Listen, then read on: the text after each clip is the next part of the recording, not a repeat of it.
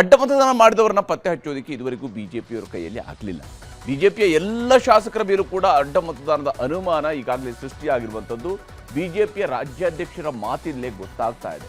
ಹೀಗಾಗಿ ಧರ್ಮಸ್ಥಳದಲ್ಲೇ ಬಿಜೆಪಿಯ ಶಾಸಕಾಂಗ ಪಕ್ಷದ ಸಭೆಯನ್ನು ನಡೆಸಿ ಅಲ್ಲಿಯೇ ಆಣೆ ಮಾಡೋಣ ಅಂತ ಬಿಜೆಪಿ ರಾಜ್ಯಾಧ್ಯಕ್ಷ ವಿಜೇಂದ್ರ ಅವರು ನಿನ್ನೆ ತೀರ್ಮಾನವನ್ನು ಕೈಗೊಂಡಿದ್ರು.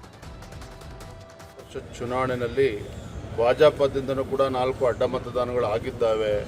ನಮ್ಮ ಭಾಜಪದ 63 ಶಾಸಕರ ಮೇಲೂ ಕೂಡ ಒಂದು ರೀತಿಯ ಅನುಮಾನ ಹುಟ್ಟಾಕುವಂಥ ಕೆಲಸ ಇದರಿಂದ ಆಗಿದೆ. ಇವತ್ತು ಧರ್ಮಸ್ಥಳ ಶ್ರೀ ಕ್ಷೇತ್ರಕ್ಕೆ ಬರಬೇಕು, ನಾವು ಶಾಸಕಾಂಗ ಪಕ್ಷ ಸಭೆ ಆಗಬೇಕು, ಅಲ್ಲಿ ಸತ್ಯದ ಬಗ್ಗೆ ಗೊತ್ತಾಗಬೇಕು, ಆ ಶ್ರೀ ಕ್ಷೇತ್ರದಲ್ಲಿ ತೀರ್ಮಾನ ಆಗಬೇಕು. ಇದು ನಾನಂತೂ ನಿರ್ಧಾರ ಮಾಡಿದ್ದೇನೆ. ಹೀಗೆ ವಿಜೇಂದ್ರ ಅವರು ನಿರ್ಧಾರ ಮಾಡಿದರು. ಧರ್ಮಸ್ಥಳದಲ್ಲಿಯೇ ಸಭೆ ಮಾಡೋಣ ಅಂತ ಬಿಜೆಪಿ ರಾಜ್ಯಾಧ್ಯಕ್ಷರು ಹೇಳಿದ ಮೇಲೆ ಅವರ ಪಕ್ಷದಲ್ಲಿ ಅದಕ್ಕೆ ವಿರೋಧ ವ್ಯಕ್ತವಾಗಿದೆ. ಅದನ್ನು ನೇರವಾಗಿ ಹೇಳಿದ್ರು ಕೂಡ ಸಲಹೆಗಳ ರೂಪದಲ್ಲಿ ಹೇಳಿದ್ದಾರೆ. ಶಾಸಕರಿಂದ ಆಗಿರುವ ವಿಶ್ವಾಸ ದ್ರೋಹಕ್ಕೆ ದೇವರನ್ನು ಎಳೆದು ತರುವುದು ತಪ್ಪು ಅಂತ ಪ್ರಹ್ಲಾದ್ ಜೋಶಿ ಅವರು ಸೇರಿದಂತೆ ಅನೇಕ ನಾಯಕರುಗಳು ಇದರ ವಿಚಾರದಲ್ಲಿ ತಮ್ಮದೇ ಆದಂಥ ಆಕ್ಷೇಪವನ್ನು ವ್ಯಕ್ತಪಡಿಸಿ ಯಾವುದೇ ಕಾರಣಕ್ಕೂ ಧರ್ಮಸ್ಥಳದಲ್ಲಿ ಆಣೆ ಪ್ರಮಾಣವನ್ನು ಕೈ ಬಿಡಬೇಕು ಅನ್ನುವಂತಹ ಸಲಹೆಯನ್ನು ಕೊಟ್ಟರು. ಧರ್ಮಸ್ಥಳ ಅತ್ಯಂತ ಪವಿತ್ರ ಕ್ಷೇತ್ರವಾದ್ದರಿಂದ ನಮ್ಮ ಇದರಲ್ಲಿ ಧರ್ಮಸ್ಥಳವನ್ನು ಎಳೆಯೋದು ಬೇಡ. ನಾವು ಅದನ್ನು ಫೈಂಡ್ ಔಟ್ ಮಾಡೋಣ. ಫೈಂಡ್ ಔಟ್ ಮಾಡಿ ಪತ್ತೆ ಹಚ್ಚಿ ಇವತ್ತಿಲ್ಲ ನಾಳೆ ಪತ್ತೆ ಹಚ್ಚೋದು 10 ದಿವಸದಾಗ ಗೊತ್ತಾಗತ್ತೆ. ಅದಕ್ಕೆ ಇದನ್ನು ನೀವು ಕೈ ಬಿಡ್ರಿ ಅಂತ ವಿನಂತಿ ಮಾಡಿದ್ದೇನೆ. ದಯವಿಟ್ಟು ಧರ್ಮಸ್ಥಳ ಒಂದು ಪುಣ್ಯಕ್ಷೇತ್ರ, ಅದು ನಮ್ಮ ಪವಿತ್ರ ಕ್ಷೇತ್ರ ಅಂತೇಳಿ ಪರಿಗಣನೆ ಮಾಡಿದಂತ. ಅದರಲ್ಲಿ ತಗೊಂಡೋಗಿ ರಾಜಕಾರಣ, ನಮ್ಮ ಈ ಕೊಳಕು ರಾಜಕಾರಣವನ್ನು ಧರ್ಮಸ್ಥಳದ ಆ ಪುಣ್ಯಭೂಮಿಯ ಮೆಟ್ಟಲಿನಲ್ಲಿಟ್ಟು ನಮಗೆ ರಿಲೀಫ್ ಕೊಡಿ ಅಂತ ಹೇಳೋದರಲ್ಲಿ ಅರ್ಥ ಇಲ್ಲ. ಅದು ಹಂಗೆ ಆಗಲೂಬಾರ್ದು. ಈ ರೀತಿ ರಾಜಕಾರಣ ಅಲ್ಲಿ ಆಗ್ತದೆ ಅಂತ ಹೇಳುವಂಥದ್ದು ಆಗಲಿಕ್ಕೆ ಸರಿಯಲ್ಲ. ನೀವು ದಯವಿಟ್ಟು ಇದನ್ನು ಪುನರ್ ಪರಿಶೀಲಿಸಿ. ನಮ್ಮ ಪಾರ್ಟಿಯಲ್ಲಿ ಇವತ್ತು ಏನು ಆಣೆ ಪ್ರಮಾಣ ವಿಚಾರದಲ್ಲಿ ಏನು ಚರ್ಚೆ ಆಗ್ತಾ ಇದೆಯೋ ಇದನ್ನ ಸರಿಯೋ ತಪ್ಪ ಅನ್ನೋಂಥ ಒಂದು ಅಧ್ಯಯನ ಮಾಡಿರಿ ಅನ್ನೋಂಥ ಒಂದು ಕಮಿಟಿಯನ್ನು ಕೂಡ ಮಾಡಿದ್ದಾರೆ. ಅವರು ಕೂಡ ಆಣೆ ಪ್ರಮಾಣ ಯಾವುದೇ ವಿಚಾರವನ್ನು ಮಂಜುನಾಥ ಸನ್ನಿಧಾನದಲ್ಲಿ ತೊಗೊಂಡೋಗೋದು ಬೇಡ. ಇವತ್ತು ಯಾರು ಇವತ್ತು ಈ ಮತ ಹಾಕೋಂಥ ಟೈಮಲ್ಲಿ ಮೋಸ ಮಾಡಿದಾರೋ ಅವರು ಭಗವಂತ ಏನು ಶಿಕ್ಷಣ ಕೊಡ್ತಾರೋ ಅದು ಕೊಟ್ಕೊಂಡು ಹೋಗಲಿ. ನಮ್ಮ ಎಲ್ಲ ಅಭಿಮಾನಿಗಳಿಗೆ ನೋವಾಗುತ್ತೆ. ಹಂಗಾಗಿ ಆ ರೀತಿ ಆಣೆ ಪ್ರಮಾಣ ಬೇಡ. ಶಾಸಕಾಂಗ ಸಭೆಯನ್ನು ಧರ್ಮಸ್ಥಳದಲ್ಲಿ ಕರೆದು ಆ ದೇವ್ರ ಮುಂದೆ ಪ್ರಮಾಣ ಮಾಡಲಿ ಅಂತಕ್ಕಂಥ ಹೇಳಿಕೆಯನ್ನು ಕೊಟ್ಟಿದ್ದಾರೆ. ಅದಕ್ಕೆ ಕೆಲವು ಹಿರಿಯ ಸದಸ್ಯರು ಅದು ಗೌರವ ತರ್ತಕ್ಕಂಥದ್ದಲ್ಲ, ಧರ್ಮಸ್ಥಳದ ಮಂಜುನಾಥ ಸ್ವಾಮಿಗೆ ಒಂದು ರೀತಿಯಾದಂಥ ಗೌರವವನ್ನು ಕಳೆದಾಗ ಆಗತ್ತೆ ಅಂತಕ್ಕಂಥ ಅಭಿಪ್ರಾಯ ಕೂಡ ಬಂದಿದೆ. ಅದೇನೇ ಆಗಲಿ, ಒಟ್ಟಾರೆ ಅಡ್ಡ ಮತದಾನ ಮಾಡಿರ್ತಕ್ಕಂಥವ್ರಿಗೆ ಶಿಕ್ಷೆ ಆಗಬೇಕು. ಈಗಾಗಲೇ ಅವ್ರಿಗೆ ಶಿಕ್ಷೆ ಆಗಿದೆ. ಇನ್ನು ಆಣೆ ಪ್ರಮಾಣ ವಿಷಯಕ್ಕೆ ಬಿಜೆಪಿಯಲ್ಲೇ ಪರ ವಿರೋಧ ವ್ಯಕ್ತವಾಗ್ತಾ ಇದ್ದಂತೆ ಧರ್ಮಸ್ಥಳದಲ್ಲಿ ಸಭೆ ಮಾಡೋ ನಿರ್ಧಾರವನ್ನು ವಿಜೇಂದ್ರ ಅವರು ಕೈಬಿಟ್ಟಿದ್ದಾರೆ. ಆದರೆ ಈಗಾಗಲೇ ವಿಜೇಂದ್ರ ಹಾಗೂ ಆರ್ ಅಶೋಕ್ ಅವರಿಗೆ ಅಡ್ಡ ಮತದಾನದ ಬಗ್ಗೆ ಸುಳಿವು ಕೊಡೋದಕ್ಕೆ ಪ್ರಯತ್ನವನ್ನು ಮಾಡಿದ್ರಂತೆ ಮಾಜಿ ಮುಖ್ಯಮಂತ್ರಿ ಸದಾನಂದ ಗೌಡರು. ಆದರೆ ಅವರ ಸಂಪರ್ಕಕ್ಕೆ ಈ ನಾಯಕರುಗಳು ಸಿಗಲಿಲ್ಲ ಅನ್ನುವಂಥದ್ದು ಸದಾನಂದ ಗೌಡರ ಮಾತಿನಿಂದಲೇ ಗೊತ್ತಾಗಿದೆ. ನಿಮ್ಮ ಐಷಾರಾಮಿ ಒಂದು ಟವರ್ ಇದೆ ಪ್ರೆಸ್ಟೀಜ್ ಟವರಲ್ಲಿ, ಯಾರೋ BJP ಒಂದಷ್ಟು ಜನ, ಬೇರೆ ಒಂದಷ್ಟು ಜನ ವಿಧಾನ ಪರಿಷತ್ನ ಚುನಾವಣೆ ಚರ್ಚೆ ಮಾಡಲಿಕ್ಕೆ ಅಲ್ಲಿ ಸೇರಿದ್ದಾರೆ ಅಂತೇಳುವಂಥ ಮಾಹಿತಿ ನನಗೆ ಬಂದಿದೆ. ನಾನು ಅಧ್ಯಕ್ಷರಿಗೆ ಮತ್ತು ನಮ್ಮ ವಿರೋಧ ಪಕ್ಷ ನಾಯಕರಿಗೆ ನನ್ನ ಫೋನಿಂದ ಟ್ರೈ ಮಾಡಿದೆ.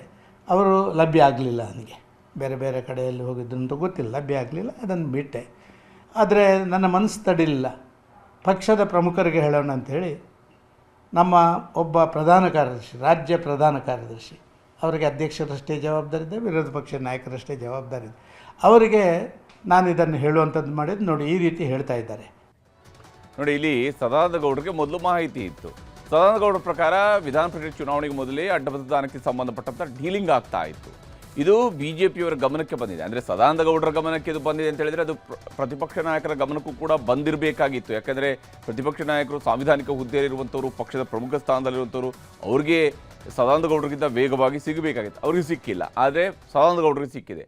ಹಾಗಿದ್ರೂ ಸದಾನಂದ ಗೌಡರು ಈ ವಿಚಾರವನ್ನು ಪಕ್ಷದ ಪ್ರಧಾನ ಕಾರ್ಯದರ್ಶಿಗೆ ಹೇಳಿದರೂ ಕೂಡ ಅದರ ಬಗ್ಗೆ ಯಾರೂ ಕೂಡ ತಲೆ ಕೆಡಿಸ್ಕೊಂಡಿಲ್ಲ, ಅದನ್ನು ಹುಡುಕೋ ಕೆಲಸವನ್ನು ಕೂಡ ಮಾಡಿಲ್ಲ.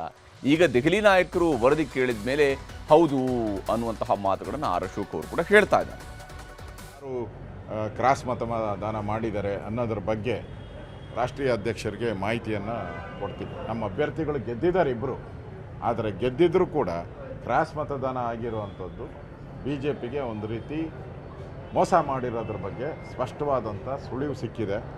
ಯಾರು ಮಾಡಿದ್ದಾರೆ ಅದು ಪತ್ತೆ ಹಚ್ಚಬೇಕಾಗಿದೆ. ಈಗಾಗಲೇ ಸಮಿತಿ ನೇಮಕ ಮಾಡಿದಿರಿ. ಅವರು ರಿಪೋರ್ಟ್ ಕೊಡ್ತಾರೆ, ಇವತ್ತು ಅಥವಾ ನಾಳೆಯಲ್ಲಿ ರಿಪೋರ್ಟ್ ಕೊಡ್ತಾರೆ.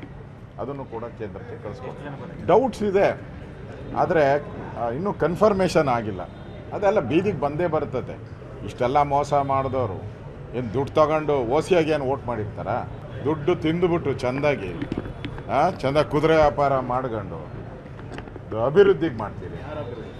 ಅವ್ರ ಅಭಿವೃದ್ಧಿ, ಅವ್ರ ಸ್ವಂತ ಅಭಿವೃದ್ಧಿ ಮಾಡ್ಕೊಳಕ್ಕೆ ಮಾಡಿರೋ ಅಷ್ಟೇ. ಅದು ಇನ್ನೇನು ಏರಿಯಾ ಅಭಿವೃದ್ಧಿ ಮಾಡೋಕ್ಕಲ್ಲ, ಅವ್ರ ಸ್ವಂತ ಅಭಿವೃದ್ಧಿ. ಅದಕ್ಕೆ ಈ ಕಳ್ಳರನ್ನ ಬಲಿ ಆಗ್ತೀರಿ, ಯಾವುದೇ ಕಾರಣಕ್ಕೂ ಬಿಡಲ್ಲ. ಹೀಗೆ ಬಿಜೆಪಿಯಿಂದ ಎಷ್ಟು ಶಾಸಕರು ಅಡ್ಡಮತದಾನ ಮಾಡಿದ್ದಾರೆ ಅಂತ ಈಗ ಸತ್ಯಶೋಧನಾ ಸಮಿತಿ ವರದಿಯನ್ನು ತಗೊಂಡಿದೆ. ಬಿಜೆಪಿ ರಾಜ್ಯಾಧ್ಯಕ್ಷ ವಿಜೇಂದ್ರ ಹಾಗೂ ಆರ್ ಅಶೋಕ್ ಕೂಡ ದೆಹಲಿಗೆ ಹೋಗಿದ್ದಾರೆ. ಇವತ್ತು ಬಿಜೆಪಿ ರಾಷ್ಟ್ರೀಯ ಅಧ್ಯಕ್ಷ ನಿತಿನ್ ನವೀನ್ ಅವರಿಗೂ ಕೂಡ ವರದಿಯನ್ನು ತಲುಪಿಸಲಾಗಿದೆ. ಇನ್ನೊಂದು ಕಡೆ JDS ಶಾಸಕರು ಅಭಿವೃದ್ಧಿಗೆ ಹಣ ಕೊಡ್ತೀವಿ ಅಂದಿದ್ದಕ್ಕೆ ಅಡ್ಡಮತದಾನ ಮಾಡಿದ್ರು ಅಂತ ಕುಮಾರಸ್ವಾಮಿ ಅವರು ಹೇಳ್ತಾ ಇದ್ದಾರೆ. ನನ್ನ ಅಭಿಪ್ರಾಯದಲ್ಲಿ ಮುಗಿದೋಗಿರೋ ಅಧ್ಯಾಯ. ಯಾಕೆಂದರೆ ಈ ಸರ್ಕಾರದಲ್ಲಿ ಯಾರನ್ನು ಬೇಕಾದರೂ ಬ್ಲ್ಯಾಕ್ ಮೇಲ್ ಮಾಡ್ತಾರೆ. ಇಲ್ಲಿ ನೋಡಿ, ಈಗ ನಮ್ಮ ಪಕ್ಷದ ಒಂದು ಕ್ರಾಸ್ ವೋಟಿಂಗ್ ಏನಿದೆ, ಮಾರನೇ ದಿವಸಲೇ ನನ್ನ ಪಕ್ಷದ 17 ಶಾಸಕರಿಗೂ ಬರಲಿಕ್ಕೆ ಹೇಳಿದೆ. ಇವರು ನಮ್ಮ ಈಗಿನ ಮುಖ್ಯಮಂತ್ರಿಗಳು ಭಾಳ ಧಾರಾಳವಾಗಿದ್ದಾರೆ. ಅವ್ರು ಹೇಳಿದ್ದಾರೆ ಕೆಲವರಿಗೆಲ್ಲ, ನಿಮ್ಮ ಕ್ಷೇತ್ರಗಳಿಗೆ ಎಲ್ಲ ಅಭಿವೃದ್ಧಿಗೆ 50 ಕೋಟಿ ಬೇಕು, 100 ಕೋಟಿ ಬೇಕು, ತಕ್ಷಣ ಕೊಡ್ತೀನಿ ಅಂತ ಏನು ಹೇಳಿದ್ದಾರೆ.